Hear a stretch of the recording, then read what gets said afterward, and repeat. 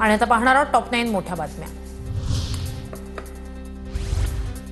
वकील असीम सरोदे यांची सनद रद्द करण्याच्या निर्णयाला स्थगिती। बार काउन्सिल ऑफ इंडियाकडून स्थगिती। 3 महिन्यांसाठी सरोदेंची सनद रद्द करण्याचे दिले होते आदेश। येत्या 2 दिवसात राज्यात मिनी विधानसभेचा धुरळा उडणार। जिल्हा परिषद निवडणुकांच्या येत्या 2 दिवसात तारखा जाहीर होण्याची शक्यता। 2 दिवसात आचारसंहिता लागणार। 32 जिल्हा परिषद आणि 336 पंचायत समितीच्या निवडणुकांची घोषणा होणार।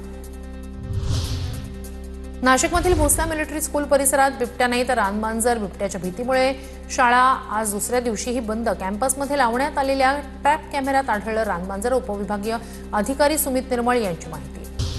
राज्य सरकारकडून ब्राह्मण, राजपूत आणि आर्य वैश्य समाजासाठी कर्ज व्याज परतावा योजना जाहीर। स्थानिक स्वराज्य संस्था निवडणुकीच्या तोंडावर सरकारचा निर्णय। ब्राह्मण समाजासाठी जाहीर केलेली आर्थिक लाभाची पहिलीच योजना। राज्यात सरकारी जमिनीचा गैरवापर थांबणार। महसूल बुडवणाऱ्यांची माहिती उघड होणार। जिल्हा प्रशासनाने सरकारकडून देण्यात आलेल्या जमिनींसह सर्व जमिनींची नोंदणी अद्ययावत करण्याची मोहीम घेतली हाती।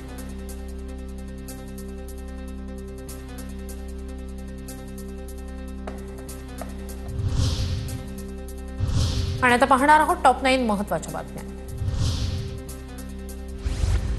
उत्तरेकडून येणाऱ्या थंड वाऱ्यांमुळे राज्यात थंडीची लाट। मुंबईसह अलिबाग, रत्नागिरी, डहाणूमध्ये थंडीचा कडाका वाढला। जळगाव, नाशिक, छत्रपती संभाजीनगर, जालना, परभणी, बीड, हिंगोलीमध्येही थंडीच्या लाटेचा इशारा। मंत्रालयात विक्री स्टॉल लावण्यास निर्बंध। मंत्रालयातील गर्दी लक्षात घेता सरकारकडून सामाजिक संस्थांची विक्री दुकानं थाटण्यावर निर्बंध।